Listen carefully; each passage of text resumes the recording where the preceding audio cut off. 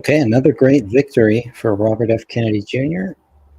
Let's go and take a look at what happened today with RFK. Another RFK day. This is beautiful. Here we go. Read from this. FEC CNN presidential debate violates campaign finance laws if Kennedy is kept off the stage.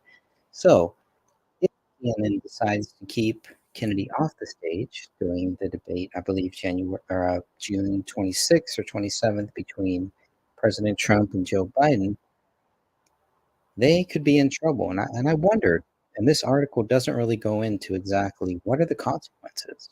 What are the consequences CNN would face if they were to keep him off of the debates? That's my only question. I found a good article, though, that kind of covers a little bit of that. So I'll definitely play some of that as soon as I read.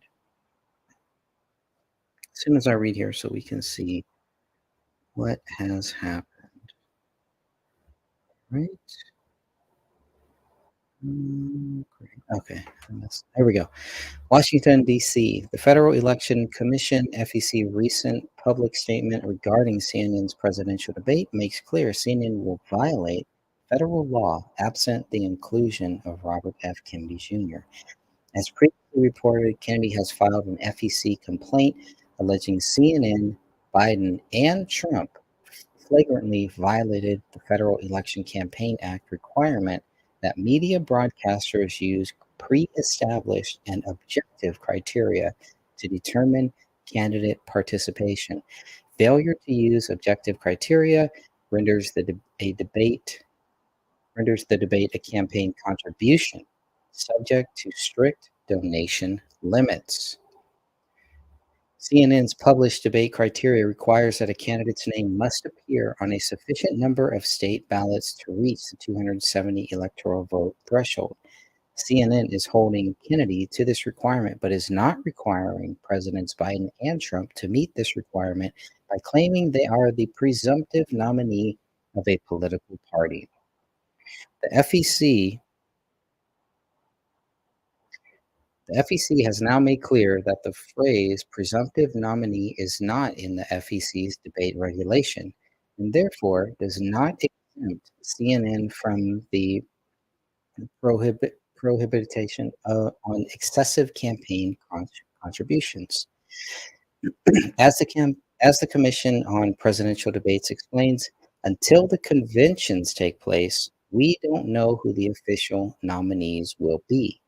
This means that CNN and every member of CNN who is participating in planning, executing, and holding this debate is at the risk of prosecution, as happened to Michael Cohen for violating campaign finance laws. Isn't that interesting? This risk is now acute given that any further violation would be knowing and willful and thus could carry with it serious jail time. That's pretty interesting, too. CNN and its staff are on clear notice, especially given the damning evidence that the Biden campaign has openly demanded that Kennedy be excluded from the debates, and Trump received assurance from CNN that Kennedy would be excluded. Although Trump has also said that if Kennedy meets the criteria, he has no issues with it. As long as Kennedy qualifies for it, Trump has made it very clear he has no issue with Kennedy joining in any of these debates. Now, with the FEC's recent statement, it appears beyond doubt the debate will, absent Kennedy's participation, violate campaign finance laws, and that CNN and its staff are knowingly and willfully violating these laws. As explained in the FEC complaint, by demanding our campaign meet different criteria to participate in the debate with Presidents Biden and Trump, CNN's debate violates FEC law and is a large prohibited corporate contribution to both the Biden and Trump campaigns. That is huge. That is huge. This is why Kennedy has asked the FEC to, among other things, enjoin the parties from holding the presidential debate scheduled for June 27, 2024, until the parties have come into compliance with the Federal Election Campaign Act. To come into compliance, CNN must apply its criteria objectively. Presidents Biden and Trump have not yet been nominated by the parties, and their names are not certified to appear on a single state ballot. Kennedy, in contrast, has been certified to appear on the ballot in numerous states, including California, Delaware, Hawaii, Michigan, Oklahoma, South Carolina, and Utah. Objectively applying CNN's criteria requirements at a minimum that it admit Kennedy into the debate as he is the candidate that is furthest along in complying with CNN's debate criteria. That is perfect. That is well said. Another victory for Kennedy 2024. This is how you do it. This is how we do it. Again, Kennedy is a lawyer, so he knows exactly how to do these things, how to play this game, and how to make sure that people understand exactly why they are trying to keep him off of the ballot and how. And he really breaks down how they are trying to do this because it's not just about Kennedy here, obviously. What is happening with RFK Jr. could happen to any other third party candidate and is happening and has been happening. It's just now we finally have somebody who is willing to stand up and fight back. And Kennedy makes a strong argument to say, look, I'm the only one who's actually on the ballot. These two guys, we know, Biden and Trump, we know that the parties are going to nominate them in June, but they haven't nominated them yet.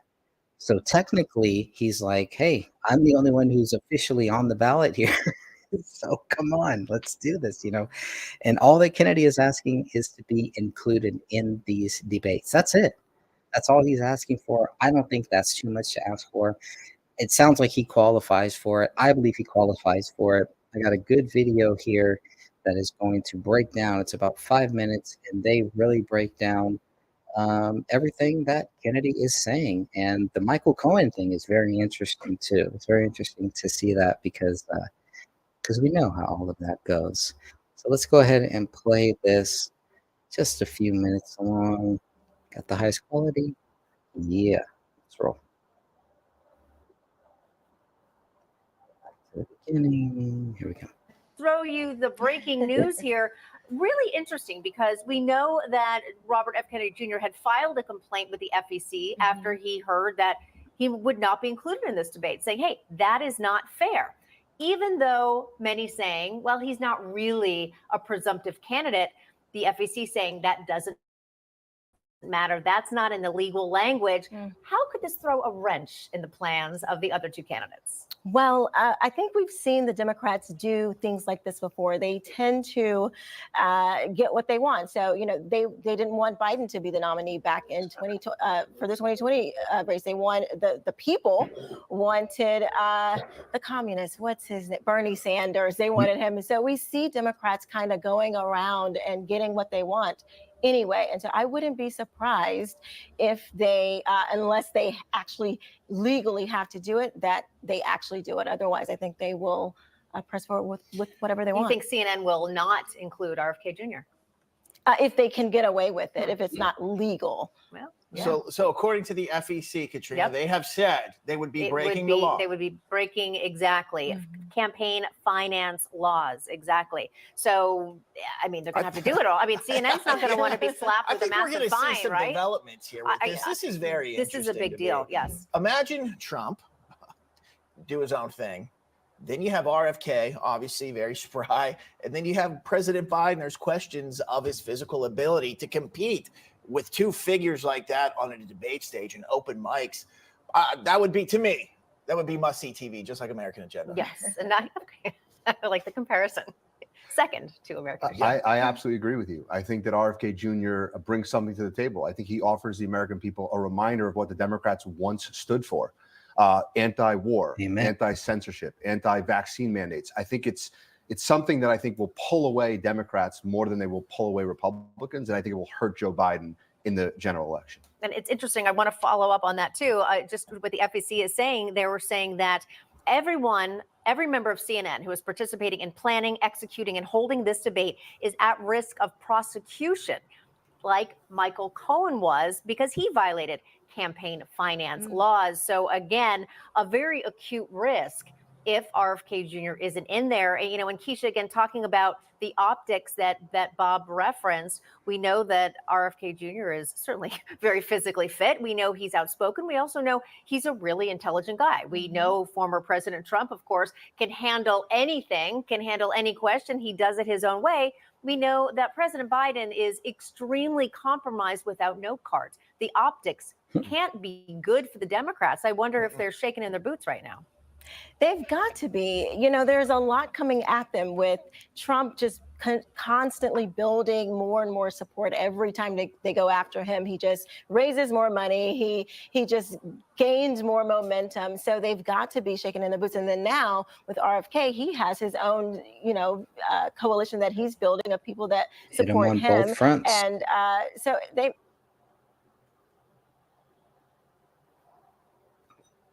The country, they're willing to literally tear down our country just so they can win. I mean, these people will stop at nothing. So I think they are shaking in their boots, and I think their actions prove that. Jason, do you think that this is a real possibility? Now, I guess it kind of has to be. News. I mean, I think it's kind of a done deal, right? And I'm with Katrina on this. Just it's the optics. It is the optics. Just think of the three of them on stage having to compete with two guys at the top of their game. Yeah. I think it would be very difficult. I'm interested to see what happens here. I think the contrast that you're going to see on the debate stage, if he is up there, I think that you're going to see two very capable, mentally acutive people, and you're going to have Joe Biden, who he's shaking hands with thin air. He falls off bicycles. He can't find it. He's squatting where there's no seat. And I think it's going to be very visible to the American people that there's this dead man walking, running for president, and there's two very capable choices that they have. It's also different. Good stuff there. All right, so that is a good clip. I really like that one. Got a few more here, obviously. There's this new one. This is about 4 minutes. This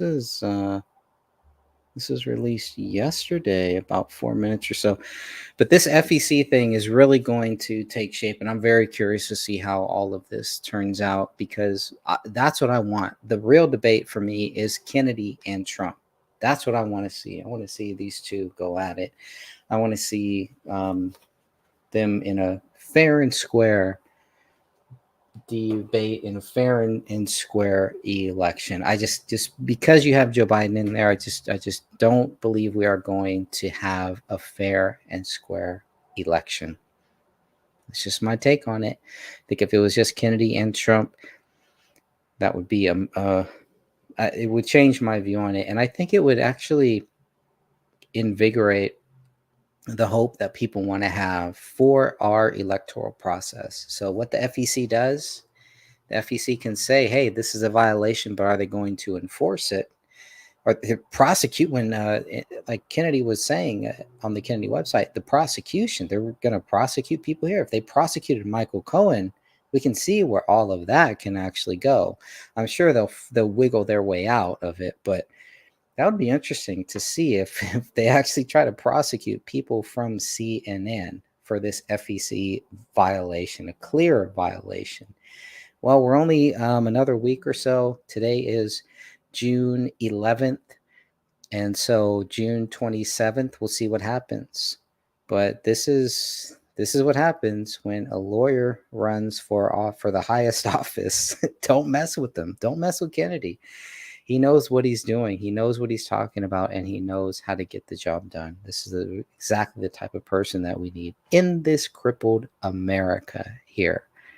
So again, I'm looking forward to this. It's one of the main reasons why I just found it really intriguing to write a book like this, to write a book about Kennedy and about Trump and their race to the White House at the same time. I would have rather have seen it at different stages, at different times. Definitely, I feel like, Trump has the job. Trump has to finish the job. But when I've been reading RFK Jr.'s book called American Values by RFK Jr. And I'll pull that up for people who have not read it. It's a tearjerker. It really gets at you because RFK Jr. goes through everything and talks about, before his dad and his uncle died, talks about how those two deaths affected him, affected the family and everything. And it's very sad. It's a very sad story. It's a powerful story. It's a story from someone who was there, which is better than getting it from someone who wasn't there. It's a better story from a Kennedy, probably the real Kennedy, the real last Kennedy that I see here. The only one who's really standing up for truth, for justice, for the American way, RFK Jr. The rest of the Kennedy family, I don't know what they're doing. I don't know what their problem is. I don't know why they're not there. Why they're the 5 members of Kennedy's family and the Biden team. I mean, it's just whatever. Brothers and sisters coming out against him. They'd rather back Biden. I mean, they want all this stuff that Biden wants. That's not in line with President John F. Kennedy. It's not in line with the former senator, the presidential, the nominee, RFK Sr. It's not in line with RFK Jr. RFK Jr. has to finish the job too. So here you have 2 guys who are running for White House to finish the job. President Trump needs to finish the job he started in 2017. RFK Jr. is trying to finish the job that his uncle started, that his dad tried to continue. And RFK Jr.'s book, American Values, just came out a couple years ago. It's like I said, it's a very powerful book. Please read that book. But he's trying to finish the job of the Kennedy family, the Kennedy legacy, to set the Kennedy legacy right. We don't want it to end with Ted Kennedy. We don't want it to end with all of that drama that happened. The Kennedy dynasty, the Kennedy story needs to end with a Kennedy in the White House who can get the job done. And Trump's story needs to end not the way things happened in 2020, but it needs to end with Trump getting back in the White House and getting the job done. So I'm rooting for both of them. The problem is only one can win. They both cannot win, obviously. We know that. So the good news is, Trump can win in 2024. Kennedy can win in 2028. Kennedy can win. If Kennedy wins in 2024, that doesn't mean Trump is done. He'll probably come back and try to run in 2028 too, which may be pretty cool too. It may be another interesting story to it. But this book is just about their race to the White House, and that's where the book ends. Whoever gets into the White House first in 2024. And my fear is that it will be Biden, that Biden will get in, that everything has already been put in place, just like in 2020, to make sure that Joe Biden stays in the White House. And we'll see. It's all in God's hands. It's all God's plan. I'm rooting for Kennedy. I'm rooting for President Trump. But we know that this world is a temporary place, that the devil runs this world for a short time until Jesus Christ comes back. There's going to be evil. There's going to be drama. There's going to be problems. And we need good men to stand up. And we see what happens to the good men that stand up here. Trump has seen it. Kennedy has seen it. They both seen it firsthand. And Kennedy has seen it, with his family, has seen it with at the highest office in this country. It's happened to John F. Kennedy. So again, RFK Jr. just seems like the last of the Kennedy dynasty, and they got to finish the job. Got to finish the job, get this country back on track. We'll see what happens. We'll see who gets there first. But again, it's a fair and square bout between both of them, and I do hope that they allow RFK Jr. on the debate stage. Let's look at this from Donald J. Trump on Truth Social.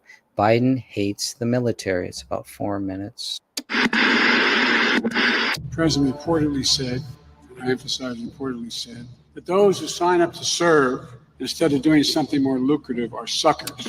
I want to address Never what said is quite clearly fake news. The story in The Atlantic has been categorically debunked by eyewitnesses and contemporaneous documents. There is nobody that feels more strongly about our soldiers, our wounded warriors, our soldiers that died in war than I do. He cares about this country. More importantly to me, he cares about my son, cares about the military. He's been so caring to me and my family. And two, I appointed Johnson to the academy. I just want you to know that. Just clap for that, you stupid bastard. Well, now come these upsetting images of hundreds of troops sleeping on the floor of a parking garage. And if this makes your blood boil, you are not alone. President Biden facing backlash for what critics are calling a lack of respect after walking out on a distinguished veteran during a Medal of Honor ceremony at the White House. In reference to the checking of his watch, that didn't happen just once. That happened on every single one that came out of that airplane. I actually leaned into my son's mother's ear and I said, I swear to God, if he checks his watch one more time, and that was only probably 4 times in, I couldn't look at him anymore after that. I found it to be the most disrespectful thing I've ever seen. President Biden, he's often called the consoler in chief. He does talk to families who've lost loved ones because of his own experiences. Have you experienced that from him as you've been coping with the death of his wife? No. Have you spoken to him? No, he has not reached out to our family. We've actually reached out to the White House and have never heard back. 2 minutes later, he walks in with him and Jill Biden and their little entourage of people and like photographer. And right away, like, remember him coming up to me, trying to shake my hand, like try to shake my right hand. And I look at him, and I'm like, I don't have an arm. And my left arm is in this big cast with this giant orange foam block around it. I completely immobile. All I can do is move my head. My arm's gone. I'm like, I don't have an arm. And he says, oh, and like kind of stands up and then like goes over to reach for my fingers because about an inch of my fingers are showing, and just like grabs my fingers. Doesn't greet me or anything. Just that's what happened. Just grab my fingers. Almost immediately starts talking like about how their son served in the military.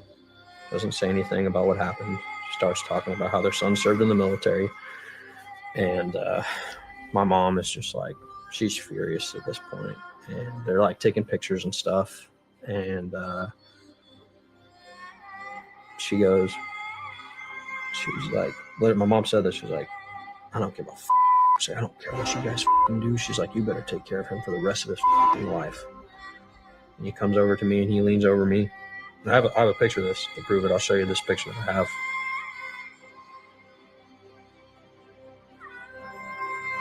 He leans over me and he's like this close to my face. And he's like, what do you want? And I said, what do you want? I said, what? He said, what do you want?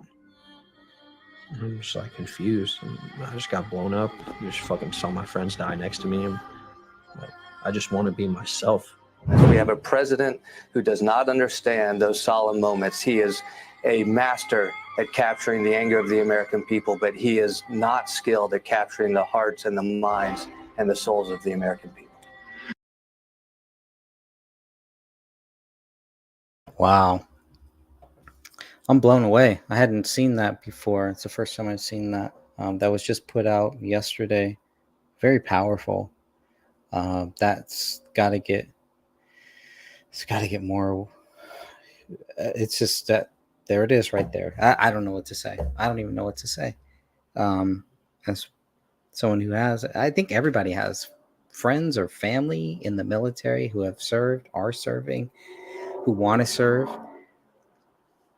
What do you think about that? I mean, that again, all of this stuff, I hate to be the pessimist. I talked to my wife about this too, because she was like, you know, what do you think Biden's really going to, you know, who do you think is going to win and everything? And it's like, from everything I've learned from 2020, I think we're going to see the same thing. We're going to see a lot of fraud. You're going to see a lot of strange things that happen, and I hope that I'm wrong. I hope that I am wrong, and I hope that we have a good, fair, and square, positive presidential election. And I think with Kennedy in the race, I do believe that we have a better possibility of that. With Kennedy on the ballot in all 50 states, it's going to be really difficult for the fraud. The more, and it's like, this is a good thing. The more candidates that we have running, the more people we have running, the more choices people have, it's harder for the voter fraud. It's a lot harder. It's a lot easier when it's just a one-on-one. All you have to do is just flood the votes to one person. It's a lot difficult. It's much more difficult when you have other people involved and you have other people who are on the ballot. It makes it a lot more difficult to stuff those ballots and to get away with it. That's the other thing too. Because you can get caught with your hand in the cookie jar. That can happen. But when there's more than one cookie jar and you put both hands, you got one hand in this cookie jar and Kennedy's cookie jar, one hand in Trump's cookie jar, it's a little bit more difficult for you to act like there was no voter fraud, to act like we have the most perfect election, like they said it, like the FBI said in 2020. This is the same FBI who has a strong past with the Kennedy family. Very strong past in a negative way, obviously. And I wish I had Kennedy's book here. I got his 2 other books here, but I'm gonna put that up here just in case anyone doesn't know what book I'm talking about. Let's see. I'm about halfway. I think I'm about halfway done with this book here, American Values by RFK Jr. Please go read this, buy this. I'm just going to pull this up for a second here. This is one of the most powerful books that I have read, and it is sad. And for any of you who have lived through what happened with the Kennedys, for any of you who just have researched it like I have, weren't there at the time. This was first released in May 15th, 2018. This is a very, very powerful book. This is directly from RFK Jr., and it goes through everything. It goes through his uncle's death. It goes through his dad's death, but it's more than that. It gives you a background of this family. It talks about the relationship between Kennedy and his uncle and his dad. There's a funny story here with Kennedy, RFK Jr., and his uncle, President Kennedy. While President Kennedy is the president, RFK Jr. has a private meeting with him, and I forget what type of creature he had, like a worm or a salamander. And RFK Jr., something happens to the salamander, and it dies. And he tries to play it off. He tries to fake it off, and he brings it to his uncle, the president at the time. And the president is like, I think he's dead. And the way that it's written is just so funny. There's a lot of twists and turns, a lot of funny stuff.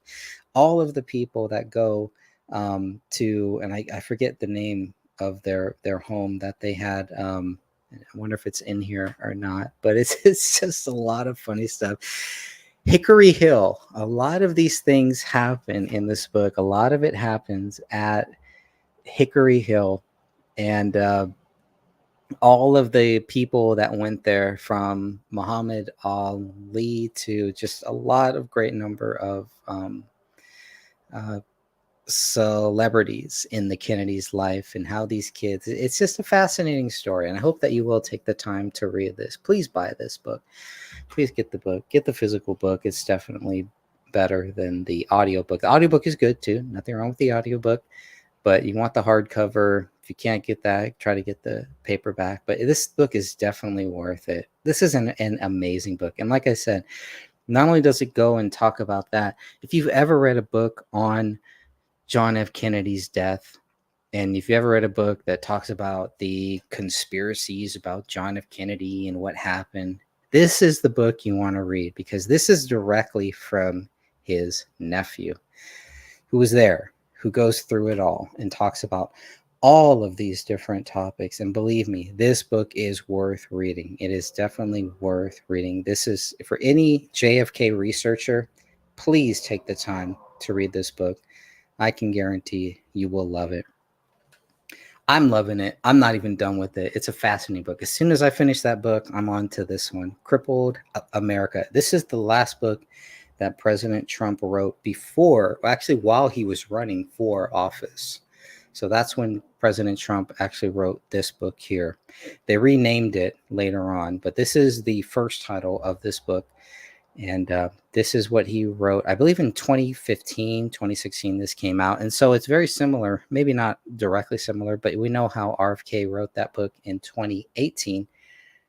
And then now here we are. So anyways, this will be the next book that I read. I'm looking forward to this. All of this I consider part of research for the book that I'm writing, Kennedy and Trump. And the story, the first chapter is just writing itself. And it's just going to be about their journey.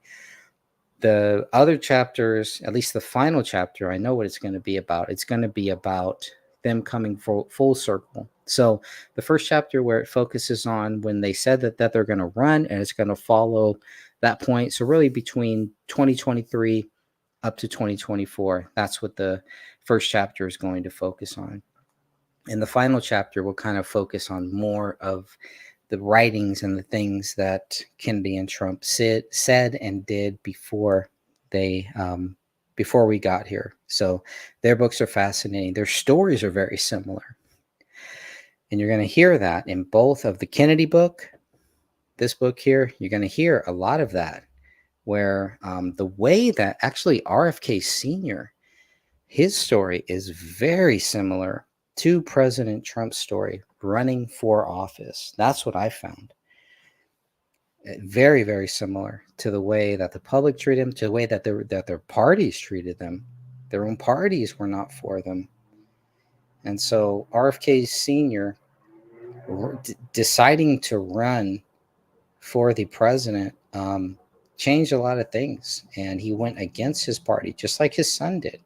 RFK Jr. ran against his party, running against the incumbent here. So it's a very fascinating story. But again, it's time to finish the job for both of these guys. And we'll see. And like I said, it's too bad. May the best man win. And I hope one of them does win. And my vote will be for President Trump. He gets my vote in 2024. RFK Jr. will get my vote in 2028 if he decides to run in 2028.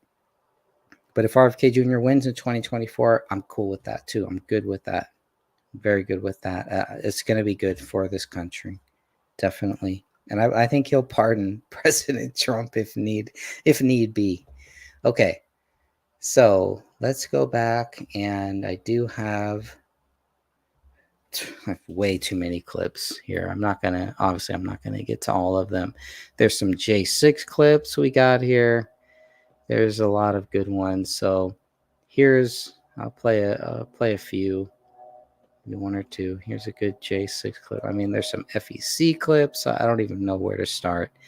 Kennedy says he'll be on the ballot in all states. He calls CNN debate criteria illegal.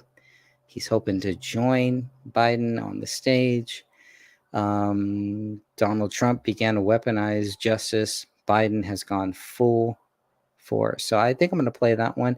Here's another good one. We need to de-escalate tensions with Russia and Iran. That's another good one there too.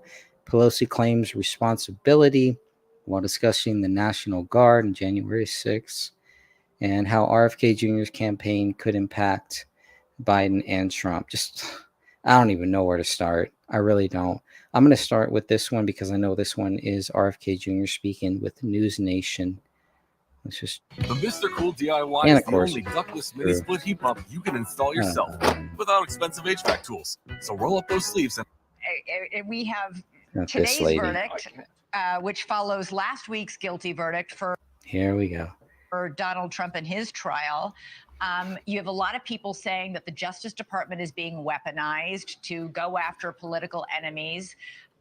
Even some Republicans today are saying that this trial against Hunter Biden would never have happened if his last name wasn't Biden. In other words, I guess I want you to respond to the fact that we now have these two guilty verdicts a week apart of a former president and a sitting president's son, and what that says about the Justice Department today. I'm worried about it. When my dad became the Attorney General in 1961, 1 week after he became Attorney General, he summons all the division heads and the bureau chiefs at the Department of Justice, and he said to them, the rule number one is that we don't get involved in politics. We're not going to politicize this department. It's absolutely critical that the people of this country have faith in this institution, and they don't believe that it's been politically weaponized. The framers of the Constitution understood the jeopardy of weaponizing our federal enforcement agencies.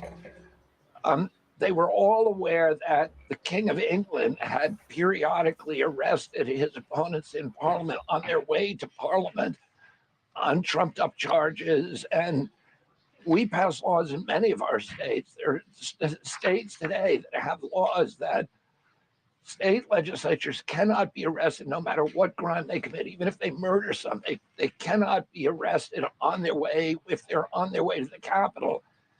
And that's because of the sensitivity people had about the danger of weaponizing enforcement agencies to use it to put the incumbents at political advantage. President Trump, when he was running, I think opened this door by saying that, by doing lock up Hillary Clinton and promising to appoint a special prosecutor to prosecute. Well, he's still doing that today. I think the Biden administration, and I think the Biden administration No, he's not. has No, gone full he is force. not. They've weaponized. Trump is not saying to lock up Hillary. Trump has kind of said that was all just part of the campaign thing, and he says that he's not the one who said lock her up. All of the people in the audience, they would chant lock her up, and he ran with it. He went with it. But anyways, these people know more than me about this. Let's let them talk. Not just the Justice Department, but the FBI, the CIA, the DHS, the IRS. They used, they gave, the White House gave portals to those agencies to censor political speech. And we know that because of my lawsuit, Biden versus Kennedy versus Biden, because of the lawsuit that was brought by the attorney generals of Missouri and Louisiana, and also the Twitter files, which show that whole process taking place. I right now am being denied Secret Service protection, and I think that's another example of the weaponization of federal agencies. It's not good for our country. You had called. It's not good for democracy. Yeah, you had called the verdict for Donald Trump. You called that trial, quote, profoundly undemocratic. Trump was quick to repost your support of him, prompting the DNC to make a comment about you that I want to get your reaction to.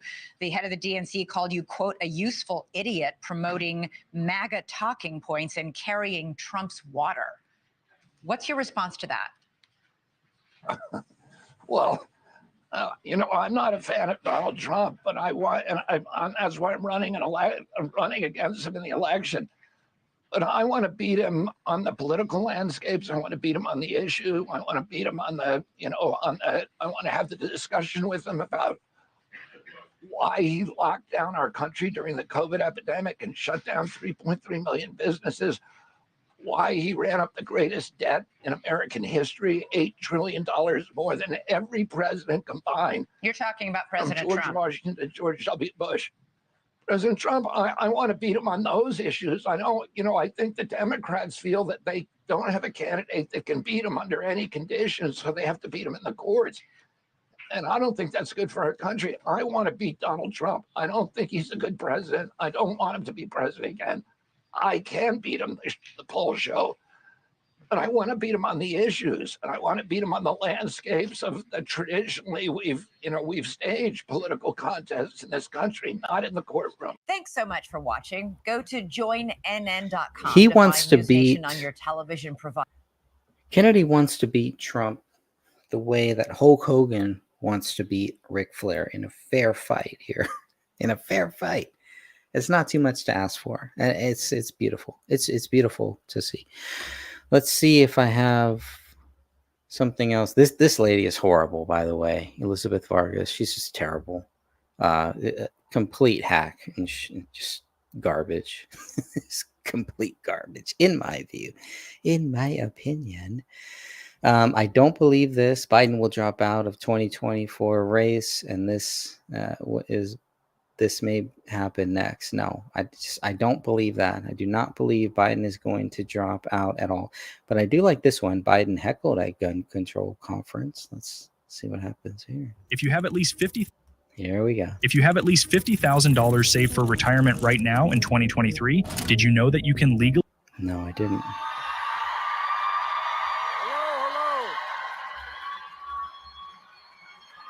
Thank you.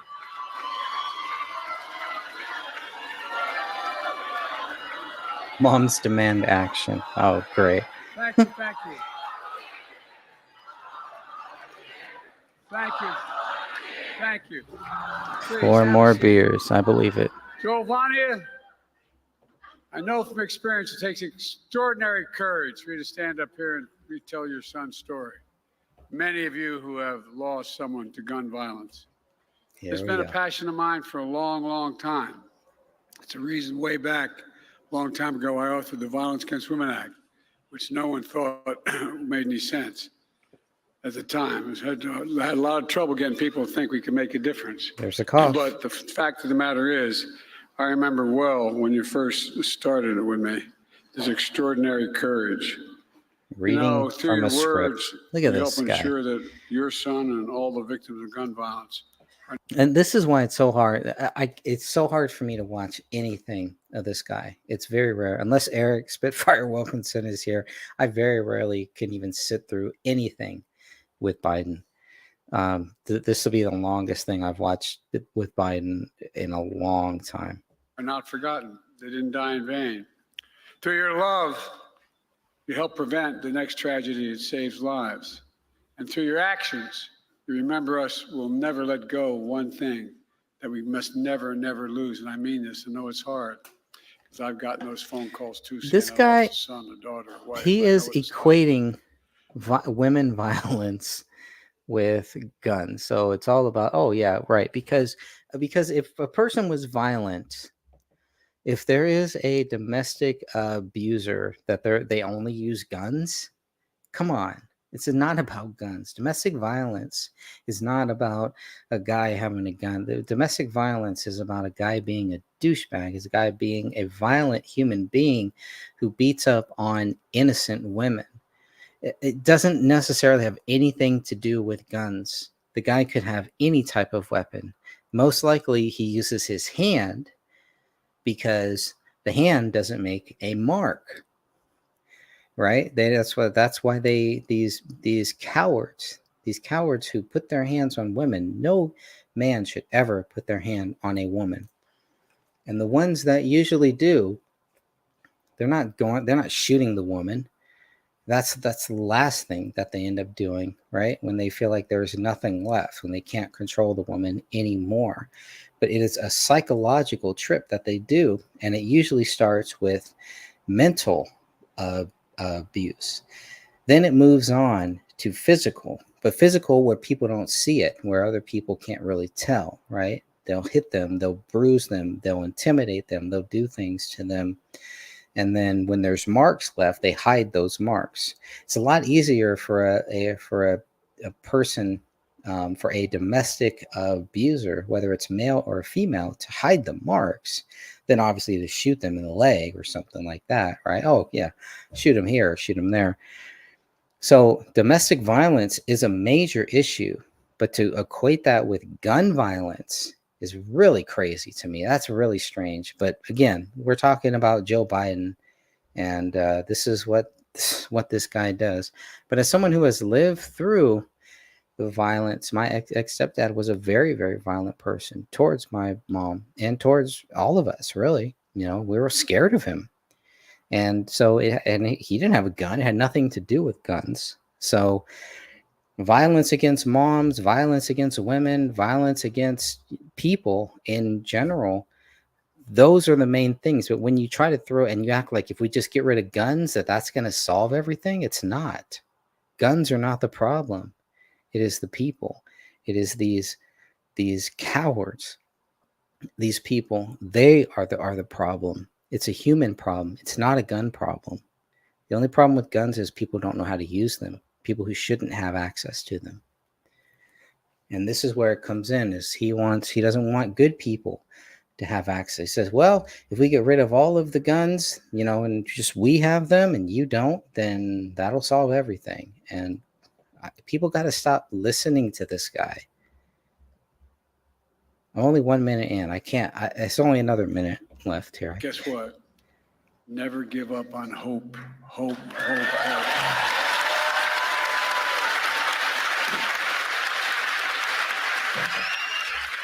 I feel like I'm back in Barack Obama land. Hope, hope, hope. That's all we heard. Hope, change, hope, change, hope, change. Well, they hope for change and nothing happened. They had hope, and then the only thing that changed was that they didn't have any hope anymore.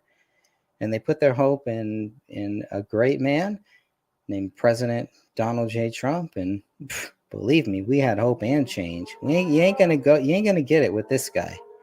People should understand. I think a lot of America does. It's just a lot of America can't vote, and a lot of America doesn't vote. And we need the people that will vote and that can vote to get out there and vote and express your views and vote for a good person. Don't vote for this guy. This guy is garbage. I give you my word. I know what that feels, that black hole when you receive. He knows. See, he knows it all. He knows exactly what it feels. He knows everything. He's been there. He's done that. This guy acts like he is the ultimate victim. Like he has been through everything that you have been through. He understands exactly where you're coming. He's trying to relate to people. He's placating to people, gaslighting, whatever you want to call it, brainwashing. These are things that you would do. This is what an abuser would do to the people that they are abusing. This is exactly what Joe Biden is doing to this country. The same thing that a domestic abuser does to the people they are trying to abuse. This guy is scum of the earth here. Sucked into it. Just showing up here and all the work you've done takes some courage, because it reminds you of the moment you got that phone call. It reminds you, no matter how long it goes. It's hard, but you're making such a difference. The main reason I'm here is to say, and I mean this from the bottom of my heart. Yeah.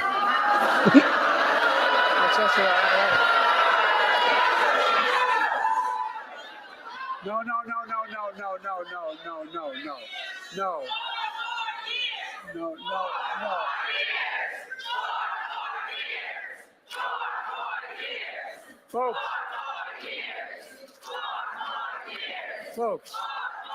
Folks. He always says folks. They care. Innocent children have been lost. They make a full point. Come on now. Thank you for honoring gun violence survivors.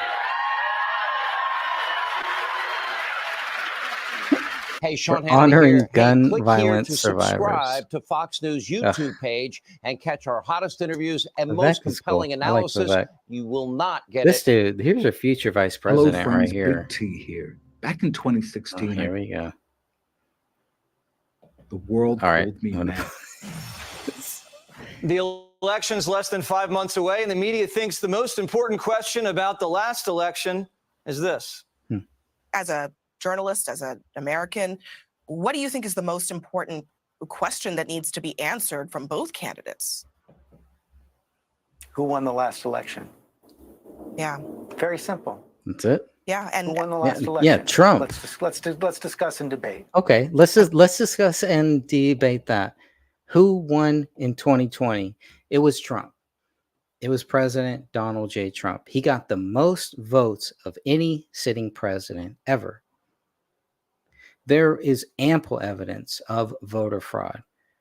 All that is coming to light. There were a lot of fake voter fraud things those are the things that mainstream media was quick to focus on. They focused on anything that they could disprove and then acted like, well, if we can disprove this, the fake stories, which were purposely put out there by fake people like Sidney Powell, if they focus on those things, then everything else, all of the other voter fraud allegations must be fake too.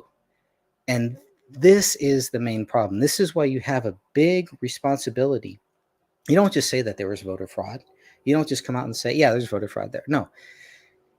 There's a clear evidence of voter fraud. It didn't just happen in 2020. It's happened in every year. We saw this in 2000. Al Gore saw this. Not just in Florida. This has been going on for hundreds of years, I would say.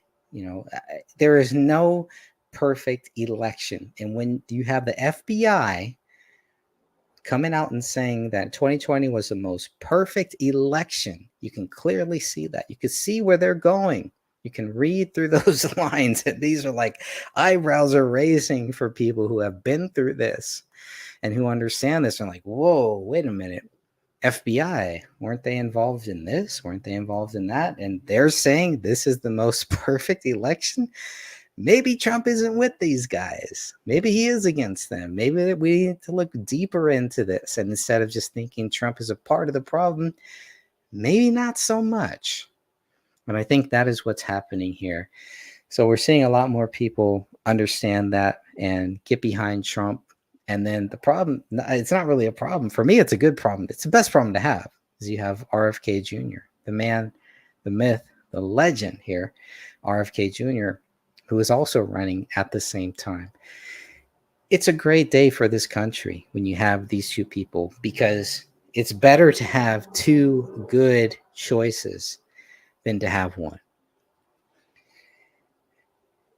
And that's all I can say about that. That's all I can say. All right, let me go back to this guy, George Stephanopoulos. I used to idolize this guy. I thought this guy was awesome.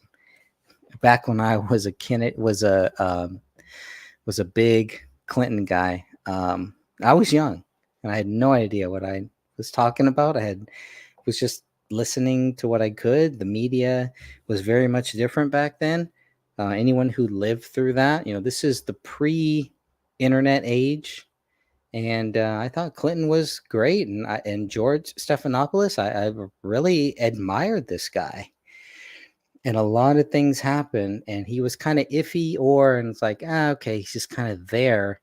But when they all started going after Trump, that's what really woke me up to say, wow, these guys are not just idiots. They're not just useful idiots. They are part of the problem with this country. And the biggest problem, aside from business, aside from Washington, D.C., is right here in the media that you see right here. And we'll see. I mean, look, it's been asked by Donald Trump. He refuses to answer it correctly, but we'll see what he does when he's given that opportunity. In front of 140 million people. It's a little different on a He stage refuses like to that. ask correctly. Stephanopoulos thinks November 5th is a referendum on January 6th. Also, Rachel Maddow thinks Trump's going to put her in an internment camp. There we go. She's saying this: I'm worried about the country broadly if we put someone in power who is openly avowing that he plans to build camps to hold millions of people. For that Millions matter, of illegals. Well, it convinces you that these massive camps he's planning are only for migrants. Here we So go. yes, I'm worried about me, but only as much as I'm worried about all of us. It's all about me with this person. Castro Valley native, a fellow Castro Valley, homegrown, just like I am. Comes from the same place that I come from. Castro Valley, California, right there. And Rachel Maddow is garbage too. She's full of crap. If you read Tucker Carlson's book, though, Tucker Carlson likes Rachel Maddow. He's got some very warm things to say about Rachel Maddow. And if you look, go ahead and try to find anything that Rachel Maddow says bad about Tucker Carlson. There is a great book, and I wish I had it here. I can't remember the author's name. I just finished it, actually, but it's called Tucker. And it is a fascinating book. It is exactly how I want to write my Kennedy and Trump book. It takes quotes. This guy lived with Tucker Carlson for a couple of days, it seems like, or at least he was there, but a lot of it is Tucker Carlson's quotes.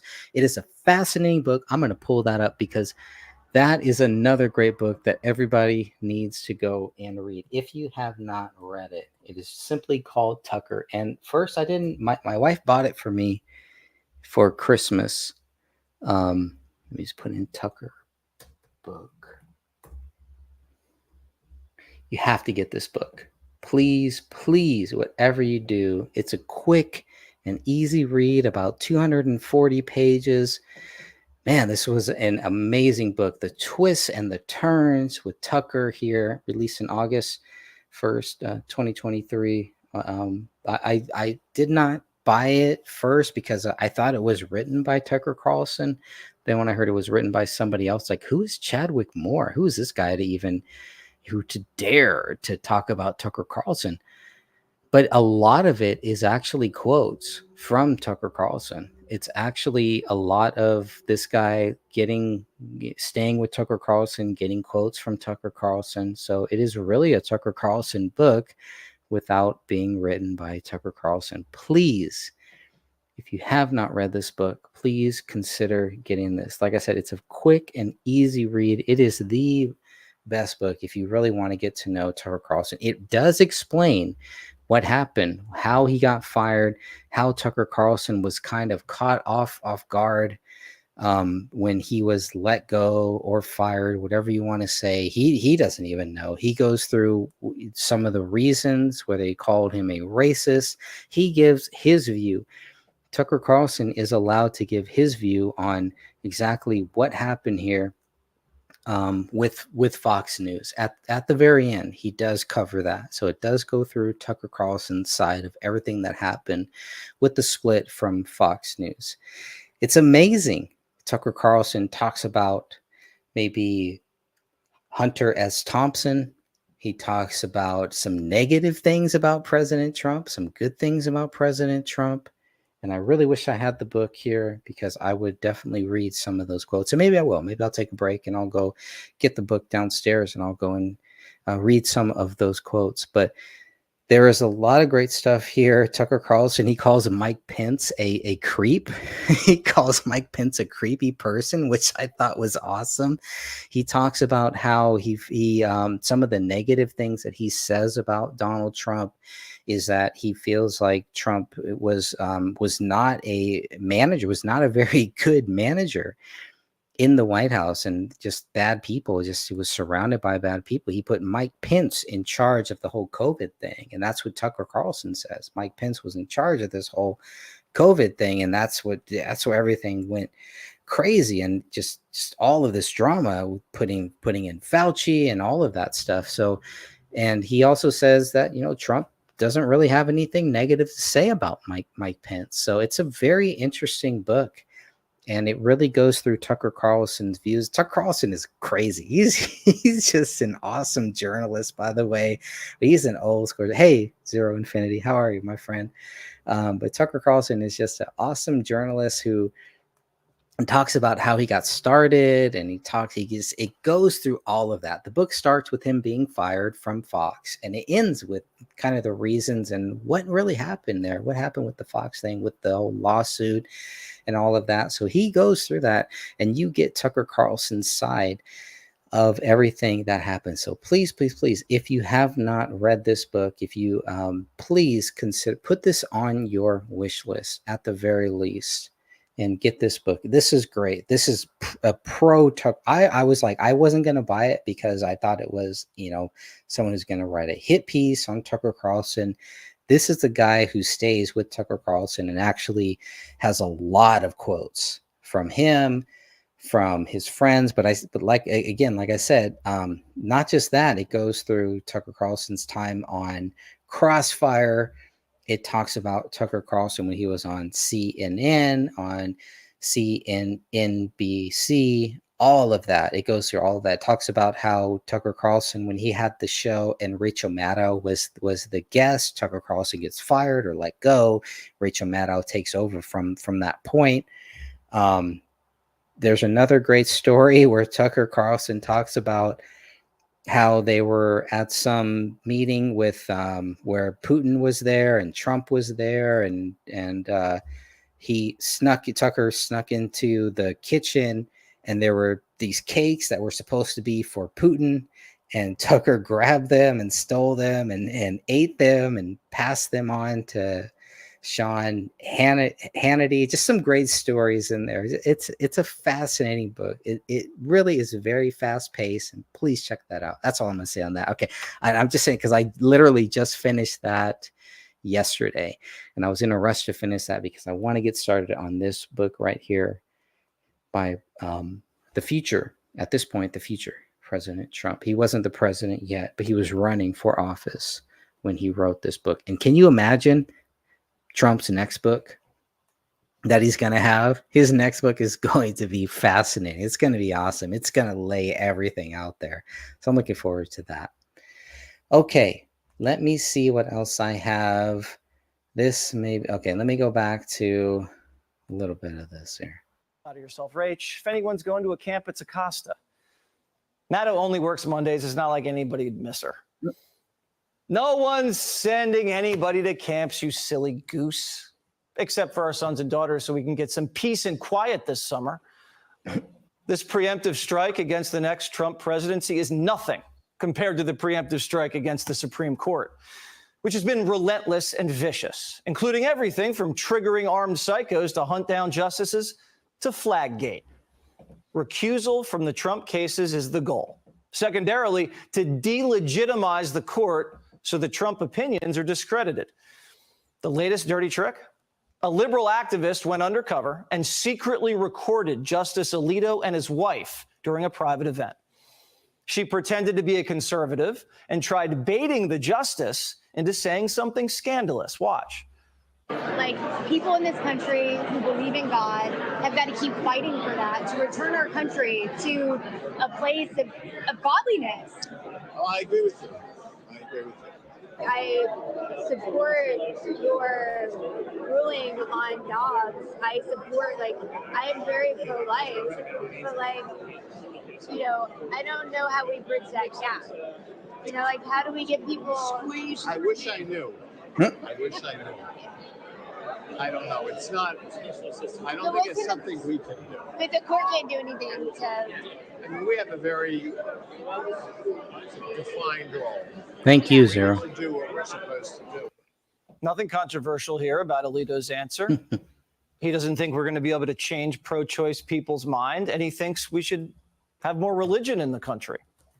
So what? But the media seized on it as disqualifying.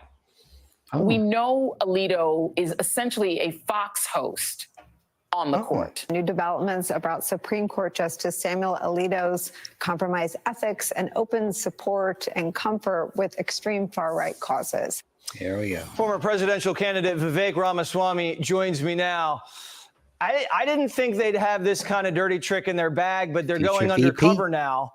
What do you think's next, Vivek? Well, look, the reality is this radical left will stop at nothing to implement their agenda, Jesse. They will go through the law system, they will go through prosecutorial systems, they will go through the financial system, and they will go through administrative agencies. But the reality is the American people are seeing through the farce that they have put up. And you fool me once, shame on you. Fool me twice, shame on me. Yeah. Most people in this country now understand that. The media's histrionics are becoming even more extreme because they realize the people aren't falling for it. But that's actually going to backfire, I believe, heading into November. Yeah, and I'm fine with undercover journalistic tactics. That's been bread and butter for decades, but it's not like a big expose if he likes God and doesn't think he can change the minds of pro-choice Americans. And earlier, I want to get your take on this because we had some breaking news earlier, Vivek. Uh-oh. Hunter Biden found guilty of 3 gun felonies this morning in Delaware and could be facing up to 2 years, possibly more, in prison. He'll get Judge pardoned. Norica sentenced him that way. What do you think this is going to do to the Biden campaign? Well, look, I think there's a couple of things going on here, Jesse. I actually think this particular trial and conviction is a bit of a farce. It's a bit of a feigned retreat.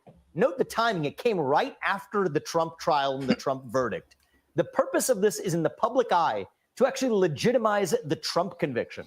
It's also designed to deflect attention away from what they should actually be going after the Biden family for, which is selling off our foreign policy to make their family rich in places like Ukraine, where Hunter Biden has absolutely no business serving on the board of Burisma, a state-affiliated energy company, which happens to be the same country that we're now sending $200 billion of American taxpayer money to. Boom. So that's what this is about, is it's a bit of a deflection, all against the backdrop that these are federal charges when his father is the sitting president of the United States, who can absolutely pardon those actual convictions. So we should not fall for that trick, and I think that's what this is really about. Yeah, That guy is timing is awesome. everything in politics and in life. Vivek, thank you so much. Have a great night.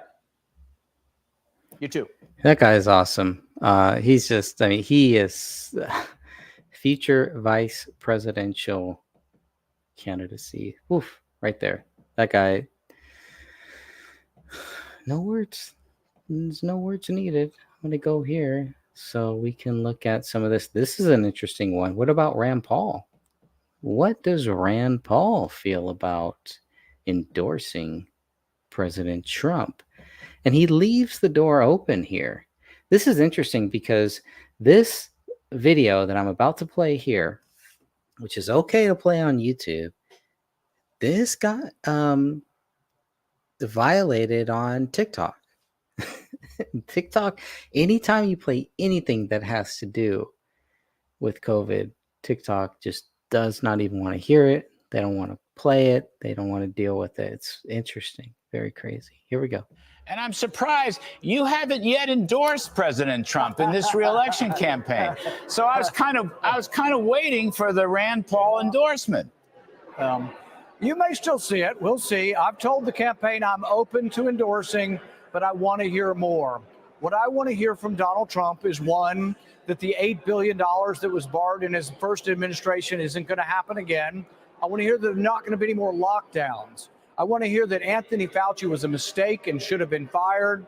And I want a steadfast, ironclad promise that if Trump is elected, he will open all of the spigots of federal records on COVID and let me thoroughly investigate NIH for the malfeasance and the cover-up that happened, and that heads will roll at HHS, NIH, and any place else that tried to cover up that COVID came from a lab in Wuhan. If that happens, you still may see an endorsement. I'm just not quite there yet. Well, I'm not an official spokesperson, but I can tell you from my experiences, I happen to know him rather well. He agrees with everything you just said. Everything you just said. And he wants to cut taxes, and he wants to curb spending, and he wants to deregulate. I mean, how can you not have a Rand Paul endorsement? He's exactly what you're asking for. There is a possibility, but I will tell you this, Larry. There are people who will vote for an independent candidate. There are people who are worried that the response to COVID was tepid, that there was an embracement of lockdowns, there was an embracement of closing the schools, and that there are people who want to hear more. It's not just me. And so me endorsing the president doesn't bring all those people along. They need to hear that people like Anthony Fauci were a disgrace to the country and ought to be prosecuted. That David Morenz, his 20-year assistant, who was deleting emails and getting rid of evidence, will be prosecuted. Oh, all right. And that it will be all the way. And I think when people hear that, there's several percentage points more of the libertarian-minded among us that could come to Trump, but he has to work harder at getting that vote, including mine. I'll pass that along. Senator Rand Paul, thank you, sir. You know what amazed me? I gave up my salary. I didn't take salary. And it's $450,000, approximately $450,000 a year. So, it's still money. It's a couple of $1 million. I never had a good story saying I did. I'm not looking for a story. What surprised me is there was a couple of stories. Who else did it? Nobody. Everybody took. I figured maybe Kennedy. It's a pretty rich family. I figured the only one that may have done it was George Washington. George Washington was a very wealthy landowner. And they said the only one that may have done it is George Washington. I figured Roosevelt, maybe FDR. There were some pretty rich presidents. Every president took their salary. Bush's took their salary. I didn't take my salary. I gave it up. And every month, I'd get a call from the fake news. Because you can't really give it up. You have to give it to an organization within government. You're not allowed to actually give it. So what happens? You get the check, and then you give it to Health and Human Services, or you give it to the Navy, or you give it to the Army, or something. And every month they say, "Did he give Salary it? check. Did he give it?" And when you show them that you gave it, there was no story. And it was just interesting to see. The whole system is rigged. I mean, it's just a nasty system. I thought this was fascinating for a couple reasons. The first is that he specifically mentions President John F. Kennedy. So I'm always interested when Trump mentions John F. Kennedy. And we know the other clip that is there is that he plans to, like he said it before, though, in 2017, he's going to declassify the JFK files.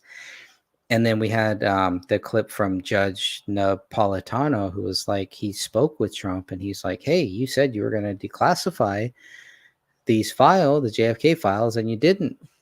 And then Trump is like, well, if I showed you what those files were, you wouldn't declassify them either if I showed you how crazy or how wild they were. And it's like, wow. And then Trump now changes again. It's like, yeah, I'll declassify those. I'll declassify 911 files and the Epstein files too. And the commentators focus more on the Epstein files than they did on the JFK files and the 911 files. I'm more interested in the JFK and the 911 files.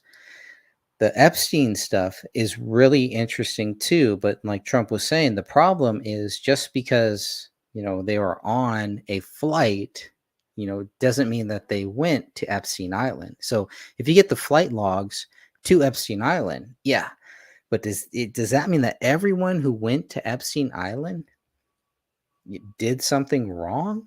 Is that what we're going to say? Are we just going to just accuse everyone who went there that just because they were there that they did something wrong, or is this one of those situations, again, like the Bohemian Grove? Are we going to say everybody who has been to Bohemian Grove did something wrong? Really? I just don't buy that. That's just me. And again, every person should be innocent until proven guilty. And there's enough guilt that we could focus on those things. That's another reason why. And there's another great clip here where Trump talks about the 88,000 children that are missing. And I want to play some more of those clips. I think it's better to hear it directly from Trump than obviously from me. What do we got next here?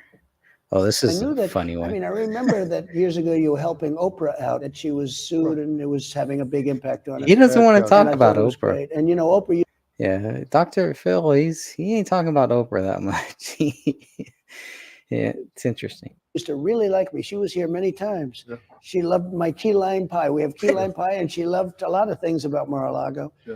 And Roger King, as you know. Yeah, we were here for the funeral for Roger Correct. King. Long time ago. It's the only funeral we've ever had at Mar-a-Lago. I said, maybe we can do a new business here. Yeah. We'll operate as a funeral parlor. But it was one of the most beautiful funerals in the ballroom behind us. And he was a great guy. And Oprah's terrific. But once I announced I was running and I said, we have to have strong borders, we have to have this, we have to have that, we've sort of lost contact, as the expression goes. But I remember when you were very much involved in helping Oprah. One of the most successful days of my life was the day before I announced I was running for president. Once you do this, the whole world changes. I even lost Oprah, okay? Oprah liked me so much. And, I haven't spoken to her, I think, since. But she's a good person. Please give her my regards. But, you do things, and my attitude is you have to do what's right. The border today is many, many times worse than it was in 2016. Well, I've been to the border, and they just straight up say we're using tax dollars to send some of these children that are coming across the border into known prostitution rings, into sweatshops, because we don't have the ability to check. They're just sending them off. We have 88,000 missing children. Now, can you imagine if that were Trump that had 88,000 missing children? 88,000, that's a Holocaust. That's as bad as I mean, think of it. These are young, very young children, and also women. They take women, and they trade women. And I had it brought down to the lowest level because I had a border that was actually strong. And you're going to take it back to that. Oh, we're going to bring it back, and I think then some. You know, one thing, and you know this better than anybody, that you got to know people. It's about people. If you put a great person at the head of a big agency, lots of good things happen. In my business, if I have a good super in real estate, superintendent running one of my buildings, and if I move him to another building, sometimes you move him to another building but then that building, you need good people. I was fully vaccinated. My kids were all fully vaccinated.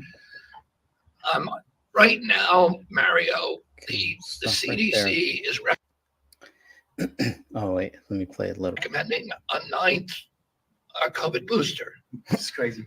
So fewer than 10% of Americans are taking it. So that means 90% of Americans no longer believe CDC. Should we be able to force those 90% of Americans to take that vaccine whether they want it or not? Should we be able to tell them you can't go to work if you don't do that? Yeah, so I'll stop that one right there. But that is another good one. And that's another one that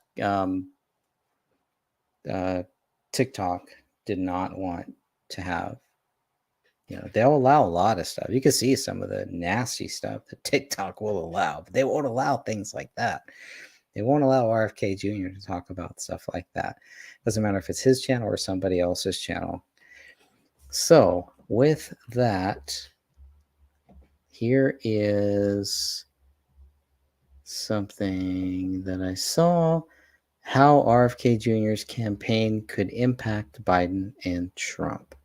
Let's see this. On a 17-acre tree farm in Saukville, Wisconsin, Dale Stenbrotten rides around the land with hope the 2024 election will bring monumental change. In 2020, I voted for Trump.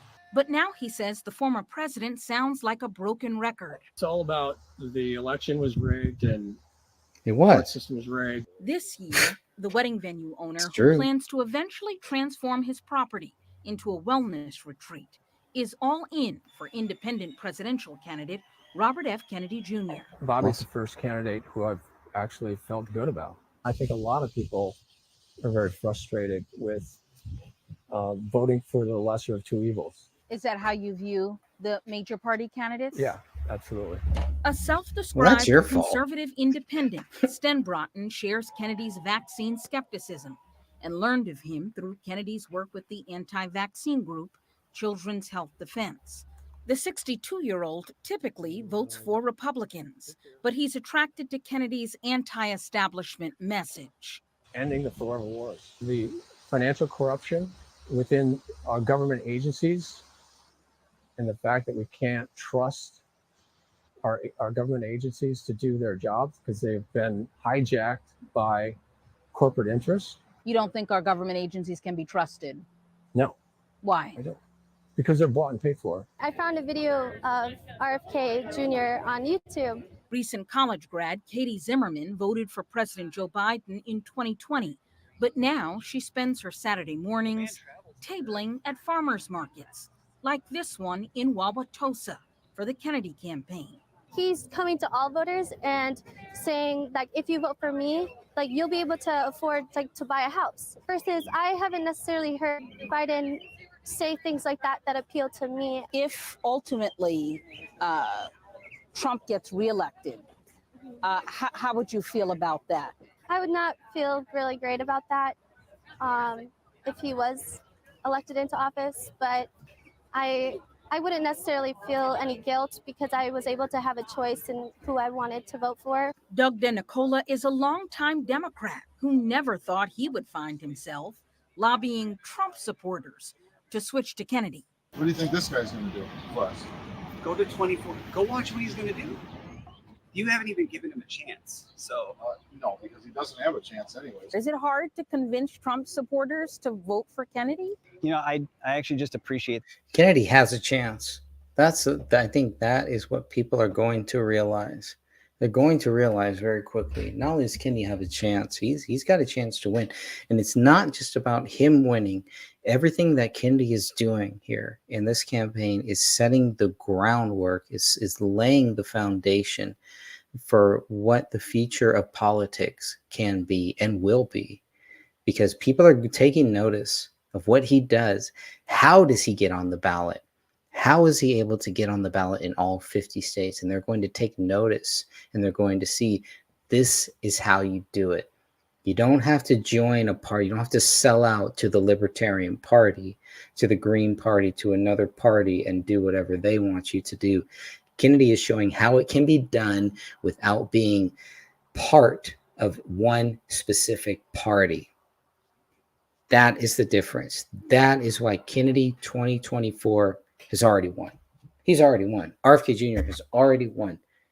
It's game over. It's game over, because everything that he is doing, everything that he has done in this campaign is to educate us and to show us how it can be done. It's not just about winning. It's not just about winning 2024 presidential election and then wiping your hands, say, okay, cool, 4 years and I'm going to chill like Biden, right? 8 years and I'm going to chill like Barack Obama, as long as I can play the race card. 8 years and I'm going to chill like George Bush, as long as I can start these wars and watch Twin Towers fall and then blame somebody else on it and go after them and forget about what really happened with the Twin Towers, and on and on and on. It's not like that.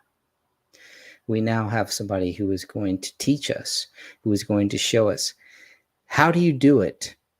How do you get on the ballot in all 50 states and DC as an independent candidate who is not part of any specific party? This is a game changer. In 2028, this is a game changer for the future. God bless America. God bless RFK Jr. God bless Donald J. Trump. I mean, this is how it's done here. You're going to see it. You're going to see the best right here. I'm just so... Okay, let me go back to this, or else I'll just keep rambling on. I love that shirt. That he was willing to stop and talk to me. Fed up with political polarization, Denicola thinks Kennedy can bring Americans together and isn't worried about him taking votes from Biden or Trump. A person like Bobby Kennedy, who has a message of unity, a message. By the way, that hat that he has, "Make Earth Great Again," that's so freaking awesome. I want that. I gotta get that hat. This guy's awesome. For all people, I think that's why he's going to actually pull a lot of voters from both sides. Amen. Back on Dale's farm, a shared desire for unity to address a deeply divided country. I was worried this was going to be a hit piece. This is actually really good. This is a really good, positive Kennedy piece here. Awesome. Great job for 9 News. If we don't make some changes and find somebody who has creative solutions and somebody we can trust who wants to bring us together, we're going to be in a world of hurt. That was if you were born before 1971, you must see this. The digital dollar is here. There we go. Okay. Chairman of the House Administration. This is interesting. This is good stuff. Let's get into the, now that we've got the best of the best there. That was awesome. 9 News, you did a great job on that.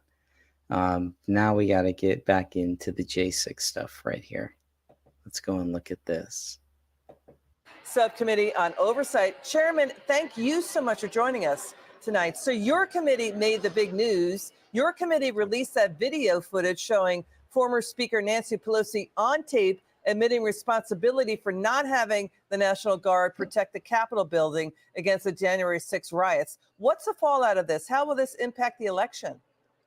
Well, I'm not, I think it's probably will have some impact on the election. None of us know that, but our objective is to get to the truth of what really happened. And this was really groundbreaking information, because we know that the select committee, her partisan select committee, spent about $20 million just trying to put the blame on Trump. But in the heat of the moment, she admitted that it was really her responsibility, because we know that the chief of police, Chief Son, had made numerous requests for the National Guard to come to the Capitol, but somewhere in leadership that was denied multiple times. And as we heard on this tape, which we just received on Friday from HBO, that she took full responsibility for being the one that the National Guard was not there to assist the Capitol Police. Let's watch what Nancy Pelosi said. We have responsibility, Terry. We did not have any accountability for what was going on there, and we should have. This is ridiculous.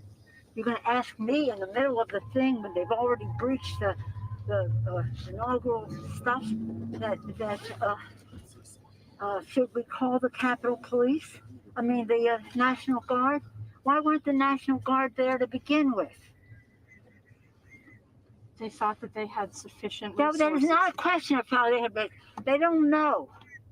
They clearly didn't know, and I take responsibility for not having them just prepare for more. So here's the question. Should voters accept the January 6th committee report? The question is, you point out, HBO, why did HBO wait until now to turn over this never aired footage? Why?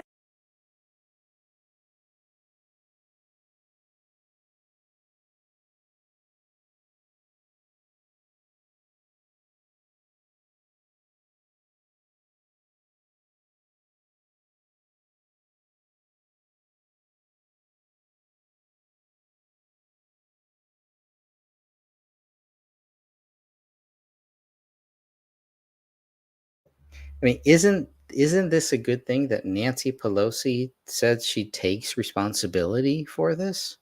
Isn't that what you're supposed to do, is take responsibility for this? I mean, shouldn't she get some kudos for that?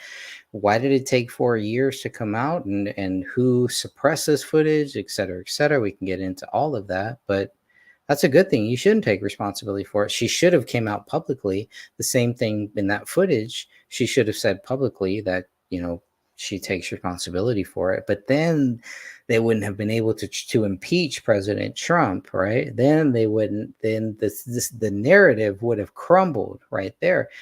And it's all stuff that Trump has said is like, well, I offered them the National Guard. They didn't want it. Trump has said in the CNN town hall where he demolished the CNN correspondent, whoever that lady was, but he's like, look, I offered them this, and it's on Nancy Pelosi, like we just saw in that clip. The DC police chief, they wanted more help. They needed more help. Trump is giving a rally here at the Capitol. You want more help. You want people there. This was another stand down order. That's what happened on J6. This is more proof that what happened on J6 is just another stand down order. And maybe Nancy Pelosi had no idea. She was another useful idiot who was just like, whoa, okay, I didn't realize this many people were actually going to show up for Trump's speech and do whatever they did, right? And it just happened to be on the same day that there were other things happening too. So the timing and everything, but it almost kind of seems like Nancy Pelosi in that clip may have been wanting to go on record to cover her ass, CYA. That could be another thing too, whatever it was, because if that's how she really felt, then why didn't she come out publicly and say that? Why hasn't she come up publicly and say that? And what is she going to say now? I think is the whole thing. And now that she's moving out, she's stepping down, she's moving on, right? She's going home to be with her family, that whole thing. We'll see what happens there. But it's just another interesting twist in this J6 mix. All right, another few more minutes here. Why didn't Pelosi or Pelosi's daughter, who took the footage, turn it over to the January 6th committee? Because prosecutors have cited that committee's proceedings in cases against Trump and his supporters. To hurt their case. Right. And why didn't the select committee archive that video footage that they had and pass it on to our committee? I mean, we've got over 900 videos and documents that they did not archive that they should have. So we spent almost a year just trying to recreate all the information that they had received. And I can tell you, this is just a drop in the bucket of the misinformation that is in that select committee report. From the charges that the President Trump tried to take the steering wheel of the SUV. We have the driver of the SUV who testified that that never happened. But that transcribed interview was never given to the public. We have other Secret Service agents that say the other accusations they made never happened, and that was never released to the public. So what we have is a report from the Select Committee that was information, evidence was cherry-picked to create a false narrative, and anything that was contrary to the narrative that they want, that Trump orchestrated this, Trump organized the attack, he was the reason, all of that information was hid from the public eye, and in some cases it appears that was destroyed. You know, it was a terrible day. Pelosi went on MSNBC to call remarks about her comments on the video, quote, revisionist history. The people are asking, how is it revisionist if she's the one admitting it on tape? But, you know, a spokesperson for Nancy Pelosi says, quote, Speaker Pelosi sprang into action that day, mobilizing the defense of the Capitol, that these are cherry-picked out of context clips, that former Speaker Pelosi is not in charge of the security of the complex. You know, there's a lot here to unpack. I mean, this 2022 House GOP report, congressional leaders, including Pelosi, chose not to deploy the National Guard early over concerns of optics amid the Black Lives Matter riots in 2020. And a Senate report alleges Homeland Security had information beforehand about possible chaos, but failed to warn about it. Yes. Yes, and we know that intelligence was there, that there was a high probability of violence at the Capitol, against Capitol, on January 6th. That information was passed to the Capitol Police Intelligence Division, but it never went any further. Well, at least it didn't make it to the chief of police. And so he was caught flat-footed because whether it was purposefully held back or just for incompetence, we don't know. That's what we're looking into. But we do know, as I said earlier, that the chief had made multiple requests for National Guard, that someone in Democrat leadership, whether it was the sergeant at arms or the staff of Pelosi, did not like the optics, so they turned it down. And if we take what the speaker said at face value in this video, which is not edited, so I don't know how you cherry pick something. This is her daughter filming it, and this is the full videos. I mean, this is their videos.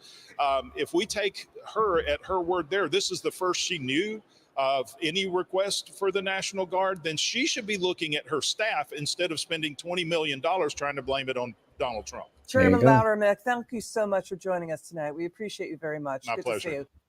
Here's a good one. Say goodbye to old costly cable TV once and for all. This revolutionary invention gives you access to discuss this and a whole lot of other issues, including his fight to get on the ballot around the country. We welcome Robert F. Kennedy Jr., independent presidential candidate, back to the program. Thanks so much for coming on again. We appreciate it. Before I ask you about your ballot fights, let me ask you about Israel. A lot of pro-Palestinian advocates have been condemning Israel over this rescue operation. What are your thoughts? Yeah, I agree with your assessment, and it's the height of irony that Israel is being blamed for civilian deaths in recovering its hostages when Hamas is stashing those hostages in so-called civilian houses in the middle of a crowded marketplace, and then opens fire on the Israel rescuers and prompting them to return it. You know, it's like if a bank robber takes a hostage in the middle of a bank robbery and holds the hostage in one arm and is firing over the head of the hostage at the police, and the police return fire, the hostage gets killed. The law and public reaction will not blame the police. It's going to blame the hostage taker. And unfortunately, as you show, the international press, the global press,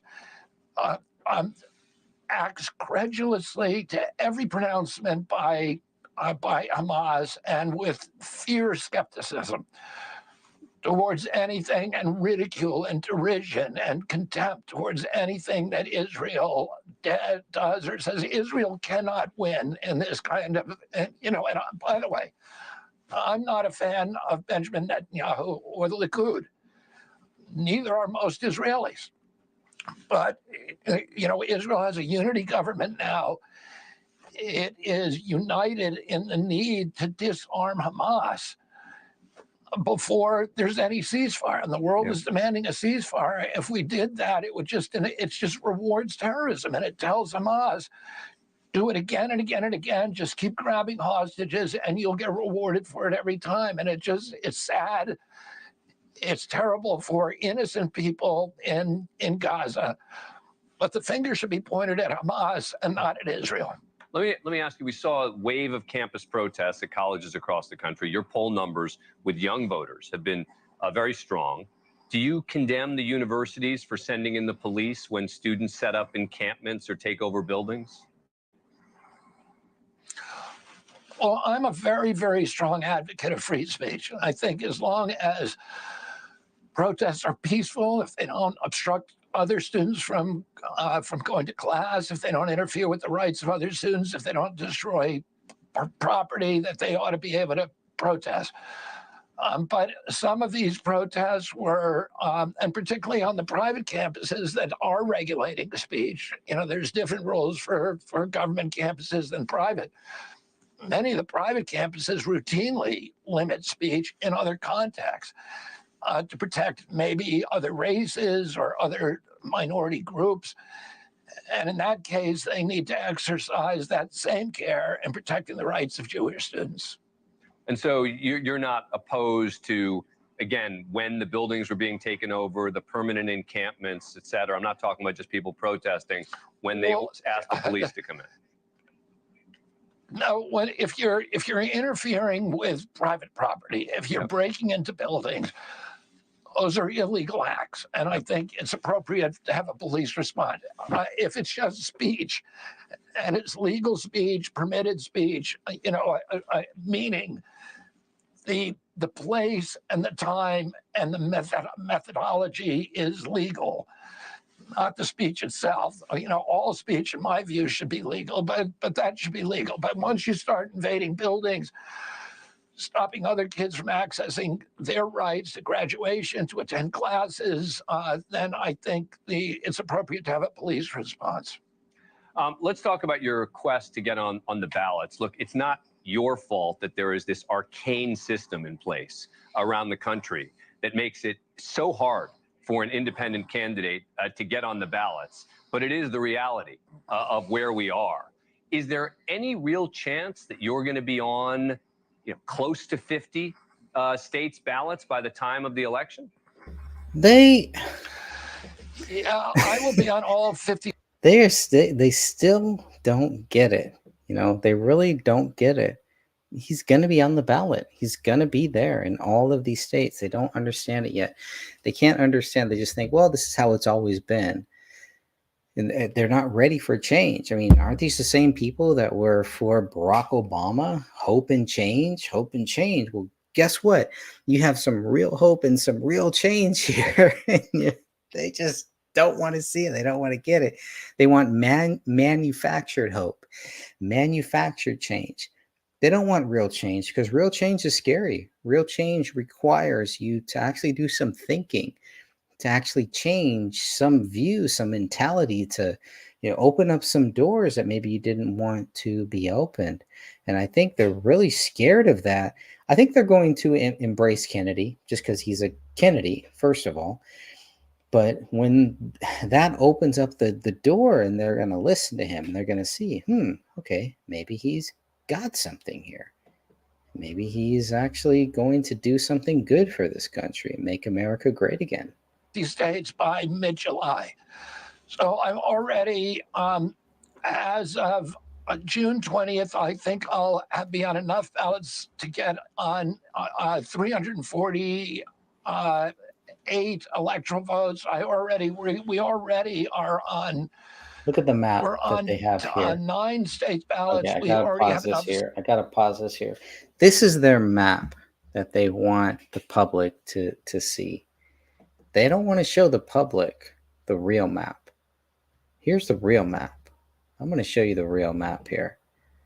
I'm going to show you the real map of where the Kennedy campaign is. 278. This is the map they don't want to show you. 278, all purple or light purple, right? One or two. And the only reason why Wisconsin, Louisiana, Rhode Island, and DC, the only reason why those aren't even light purple is because they can't collect the ballots yet. That's really it. But then you go back and you look at the map that these media, News Nation is a little bit better, but still, you look at the maps that they're showing, and it's not. You would think, oh, okay, well, this is it, right? No, this is not it. This is not it. These are not the only states here. They say he qualifies in 9. No, we're up to 16 here, and still fighting. And the reason why they're only focusing on this, which is not their fault, it's actually a good journalistic view to see if you want to well, technically it's just these 9 ones here. Kennedy is being challenged in all these other states, and in some of them they haven't actually sent the votes in to get they haven't actually sent things in to certify them yet, so that they can say, okay, cool, we're in. But by June, by the next couple of weeks here, all that's gonna be done. And that map that they show here, this little dinky map, which is what they want you to focus on, he's not a serious candidate. But does he I mean, even look at this. RFK, I have enough ballots to get access to win. And then they have to add the thing. But does he really? Does he really? I mean, that's just such a big slight and such a big FU to this great country here, and to the American voters, to the people that want to vote for somebody else. Like I said, I'm voting for Trump. I'm all in on President Trump, but I'm all in on Kennedy too. Kennedy is the real deal. There's nothing, there's some things I don't like about him, but there's nothing fake about him. He is the real deal. He is a serious candidate. And like I said, this guy is going to show us all how to get it done. If you really want to be a third party candidate, follow RFK Jr. He's going to get it done. The blueprint is here. It is set. Watch history in the making. Watch what this guy does, and you will be impressed. And we should all be impressed just by what he's done so far. And this map is not accurate, what they're showing here. Let me show you the real map just one more time. Let me just show you the real map here. This is the real map. This is the map that matters. This map shows you exactly where Team Kennedy is at. Boom, boom, boom, boom, boom. Does this map look like this map? No. But they got the big ones. They got the big ones here. But it's a lot more. 278 electoral votes. Eligible electoral votes. 278 there. Just right now. We're in June. We are in June. The Republican National Convention hasn't happened yet. The Democratic National Convention hasn't happened yet. President Trump has not been nominated yet. He is not the official candidate for the Republican Party yet. Same with Biden.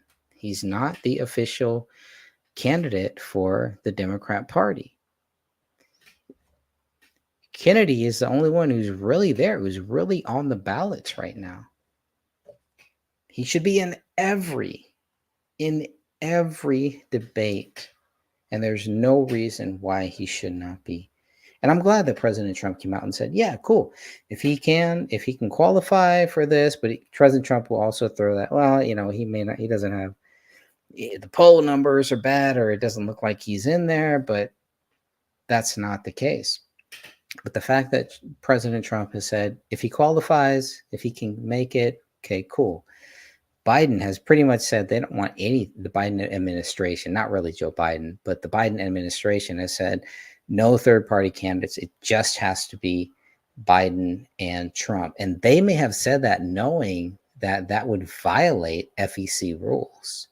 But the problem is they're the ones that made the stipulation. Trump didn't make that stipulation. Trump said anytime, anywhere, any place.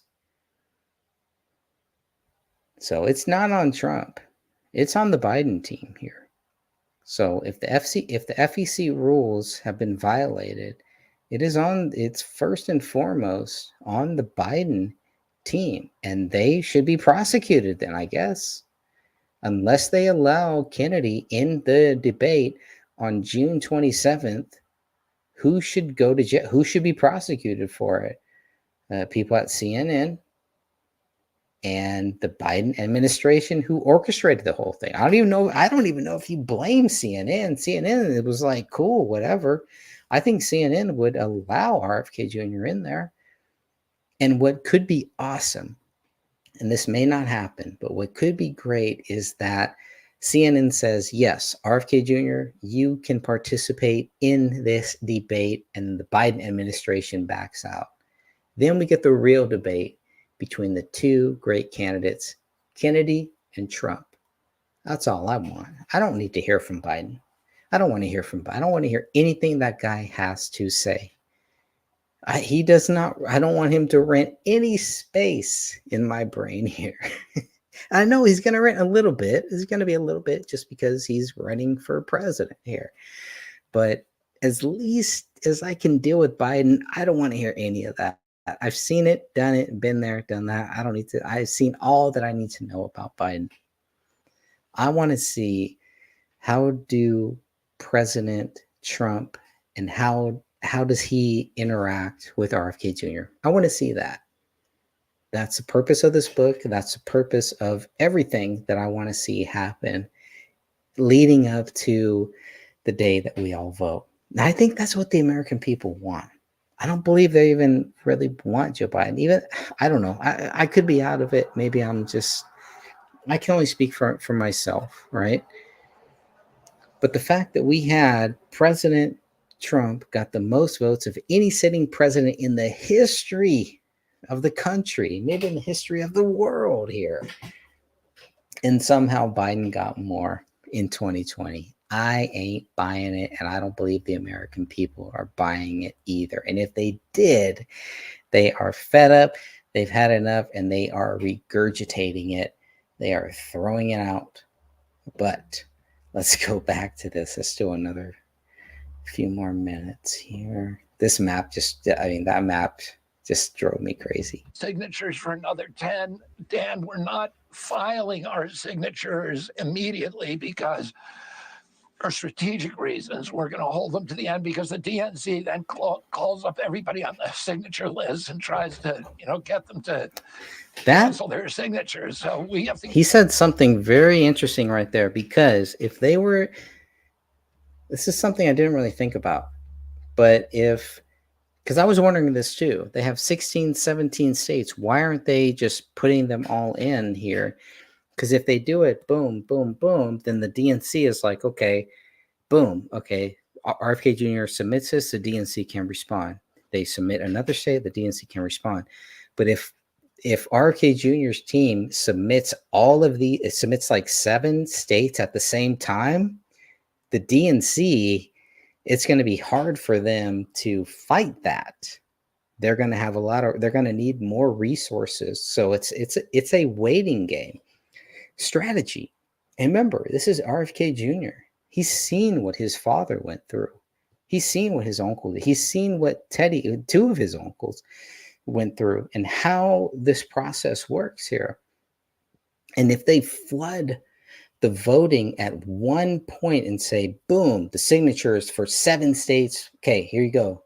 It's going to make it very difficult for the DNC. They're going to have to stretch their arms out to fight 7 states at the same time. Whereas if RFK Jr. and his team did this as they got the states, it would be, okay, we submit the votes, the DNC fights it. We submit the votes in this state, the DNC fights it. If they submit them all at the same time, it's going to make it much harder for the DNC to fight all 7 states. This guy is awesome. His strategy, and again, I'm learning so much from everything that Kennedy is doing here. So, like I said, Kennedy has already won. His victory is more than just winning the election. It is showing people how to run as a third party candidate.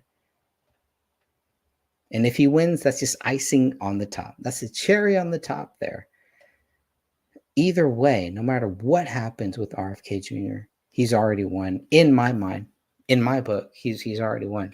He's already done the country another great service, just like he would have done fighting for the environment, fighting for real environmental rights, not the Green New Deal and all that garbage. So fighting for the real environmentalists, protecting the real things that we all as Americans and as people across the world care about, protecting our fish, making sure there's no mercury in there, making sure that people aren't dumping waste into our oceans, into our lakes, into our rivers, the river keepers.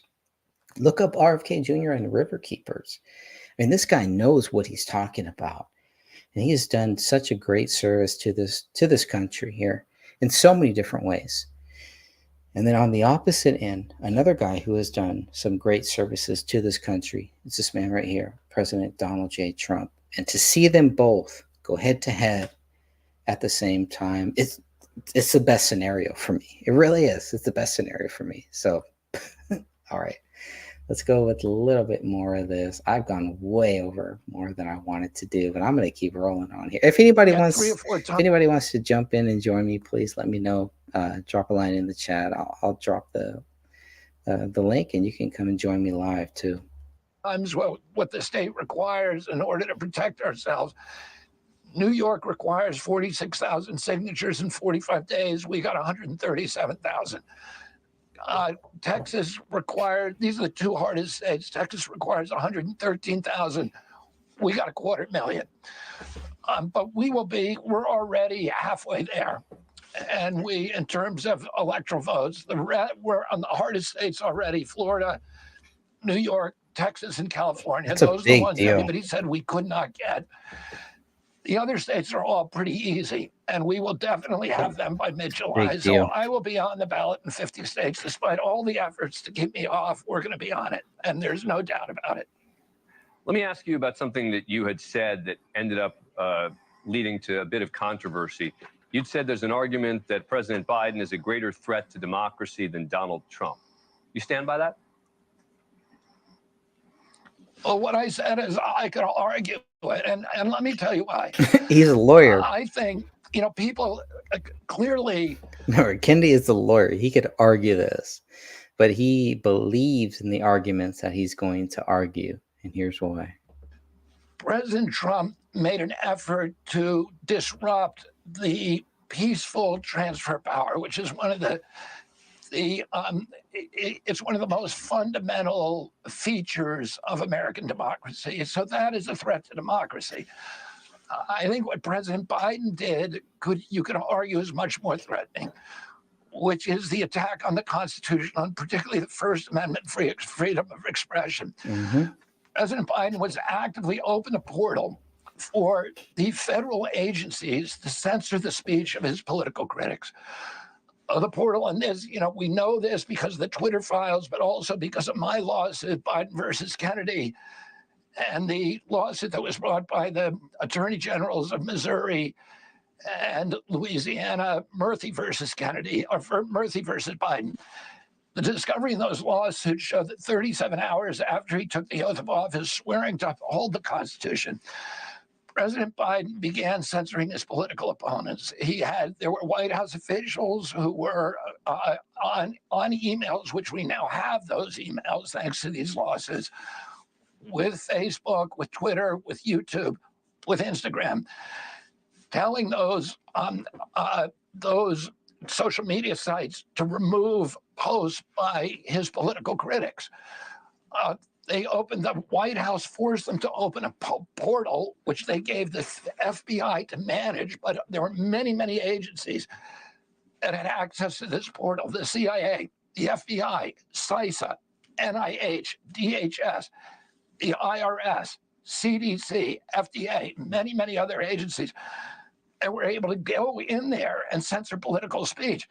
So, and you can say, Dan, I know, you look at President Biden, you say, oh, he's a nice old man. He would not abuse that kind of power. Once you set the precedent for violating freedom of speech, all of the other constitutional rights are now in jeopardy. And I would say that is probably, the next guy in office, which could be President Trump, is highly likely to abuse that in a much more serious way now that the president has been created. So that's why I said I can make a very strong argument at the larger threat, because nobody cared about it. The media was CNN and MSNBC 24 hours a day. We're talking about what happened on January 6th. You could not find a media report talking about what President Biden was doing, setting this precedent that it's okay for the White House to censor the social media sites, to censor the political. And by the way, were they censoring, or were they requesting that what they viewed as dangerous content, and they were advising them, giving them information, et cetera, which you can agree or disagree with? But my understanding is they weren't actually using the government to censor it. They were talking to these social media entities about. No. Okay, all right. I'm gonna let Kenny talk because he's gonna articulate it better. But no, this wasn't like. This is like your.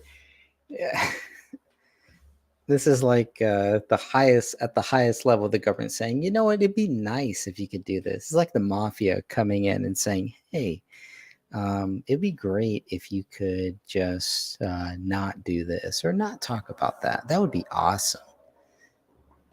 About certain content that they viewed as dangerous. Is that not a fair characterization? That would be a very charitable and mild characterization of what they were doing. They were actually threatening them that if you don't do this, we are going to, withdraw your Section 230 immunity, which is existential for those companies. So those companies felt they were being forced to do this. And you can read the correspondence, which we also now have between, for example, Mark Zuckerberg and his staff, in which they were saying that what the White House is doing is very corrupt, it's very cynical, but we need to do it because they have so much power over us.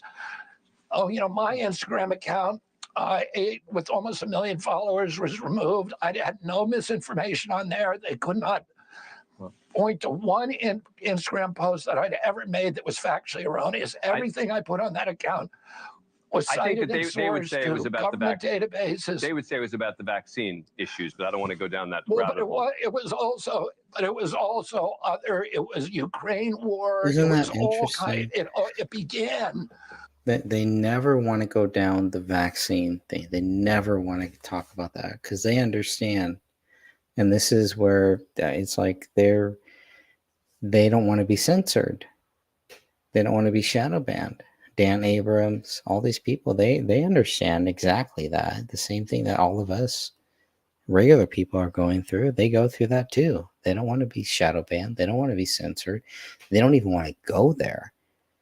And so that's what he's like, yeah, well, they're doing that. They don't want to. And what I love about RFK Jr. is he forces them to go there, even though they don't want to. I love it. With the COVID countermeasures, with the lockdowns, with the masks, Look how uncomfortable which we he should is. be able to talk about, by the way. We should.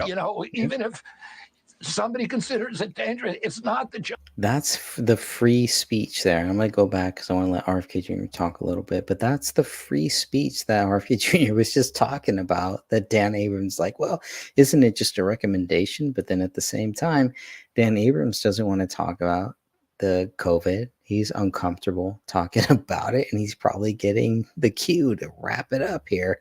And that's why there's only like another 30 seconds left in this clip. With the mask, which we should be able to talk about, by the way. Even if somebody considers it dangerous, it's not the job of the press in this country to manipulate information. It's the job to tell the truth, and we ought to be able to have these debates on every subject. That I agree. Yep. Robert F. Kennedy Jr. gets the final word. Thank you so much for taking the time to come on the program. We appreciate it. We look forward to having you back. Dan, thanks for having me. Thank you for watching. Yeah, we'll see if they have We'll see if they have that. That was good though. I'm gonna give them that like. I think that was good. The island news one was good. That's about 13 minutes.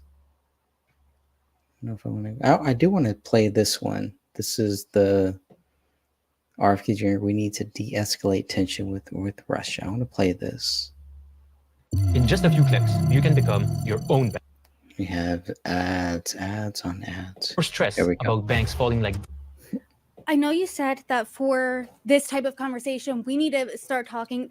By we, I mean America needs to start talking to President Xi, President Putin, the leaders of Iran. What would those conversations look like? Because right now, U.S. relations with those countries are frosty at best.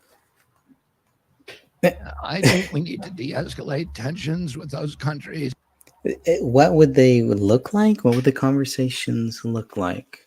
The conversations would very clearly look like the same thing that John F. Kennedy was talking with them about. The same way that John F. Kennedy, the Cuban Missile Crisis, the way that President Kennedy talked to Khrushchev, the way that RFK Sr., I mean, those are the conversations. The game plan is already there. The blueprint is already there. The problem is the same people that did not want President Kennedy talking to the Russians, we're still there. We're right back there. And I think that opened up, that's what has really, shown me like we're still here in the same thing. And it made me want to go back to World War II, to read books about World War II. I just read the book Patton's Prayer, a great book. I hope to talk about that later too. And there's some strange things that happened with Patton. I'm not convinced that Patton's death was an accident, by the way. That is some very strange stuff with the way that General Patton died. But it brought me back to that. And it just seemed like World War II really changed things. And it really brought in this power, this new world order was right from there. Like whatever happened in World War I, they didn't get it done. They were, the USA was a part of it at the very, very end. But World War II was different. They came in and we lost, 500,000 troops or something like that. Like a large amount of our soldiers died that were drafted, that were there, that went over there. And it really seems like, and I think RFK Jr. talks about it too. It's like everything that happened from that point, just something very, very different. And the same power that we're fighting against today is the same power that took over then. It's the same structure. It's the same game plan. It's the same team. The players may have changed, just like the Oakland A's players changed, but it's the same team. And so you have the same owners, you have the same management, you have the same money flow, all of that stuff. The players change, but it's the same team here. And that's what I think we're seeing. And I think that's what is so not scary, because as a Christian, you're not going to be scared of it, but it's just crazy to think about that. Like, wow, we're still fighting whatever happened in World War II. We're still in World War II here. And we're just post World War II era where they said, oh, the war ended. Well, they told Patton the war ended. And he's like, what? He's like, well, Patton was supposed to go and get Adolf Hitler. He was on his way to get Adolf Hitler, and they stopped him. They stopped Patton from doing what he was doing. The same thing happened in the Iraq War, and I can't remember the general's name, but there was a general with the Iraq War, and he was going forward, and he was going to go and knock at the door and get the job done, and he got stopped. I think his last name was Lee. I can't remember his name, but this general got stopped and was like, "Nope, you're not going to go there. I can get the job done. I can get the job done. Nope, not going to get the job done." The same people that wanted the American people to think that we were going in there to solve this It's the same people that said, nope, we're not going to get the job done, because it wasn't about getting the job done. It wasn't about making America great again. It wasn't about protecting our interests or anything like that. It was something else, something different. And I know a lot of people realize that. And the problem is we have a lot of young people, and we have a lot of people that are going to grow up that are not going to understand that unless they understand World War II, understand the sacrifice, and that you don't ever want to go to war, ever. It's the last thing. That's why there was so much resistance from every war after World War II, I think. I think World War II, they really galvanized people. It's like, boom, like World War II was their 9/11. This was their 9/11.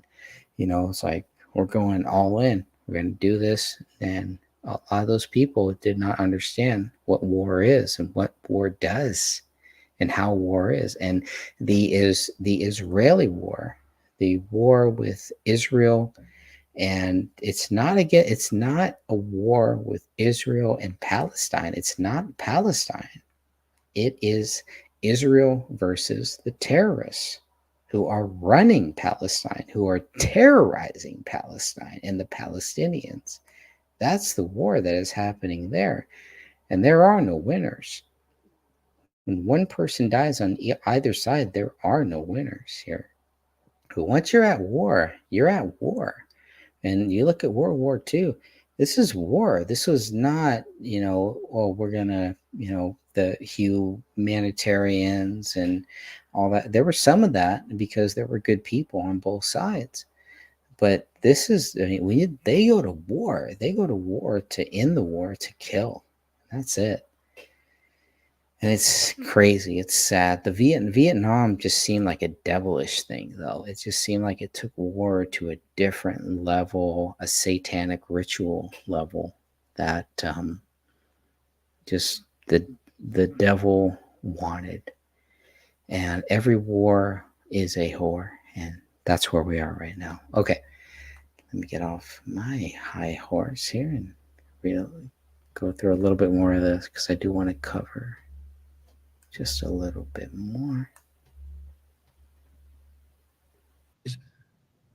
I think, our country, our big mistake has been projecting military power abroad rather than economic power. We shouldn't be scared to compete with those countries economically and all around the world. But instead, we've spent $8 trillion over the past 20 years bombing bridges, ports, schools, in war after war after war. Every country that we've acted in is worse off than we found it. Americans are less safe in our own country and all around the world. We have fewer freedoms because of our military activities abroad. Our economy is now threatened because of BRICS. And because of the refugee crisis that we created in Europe through the Syrian and the Iraqi war, we sent 4 million refugees into Europe and destabilized every government, all the Western democracies in Europe. We ended up creating Brexit, with Britain leaving the European Union, all as the result ultimately of the Iraq and Syrian war. We created ISIS. We drove Iraq into a proxy posture with Iran, exactly the foreign policy outcome that we've been trying to avoid for 25 years.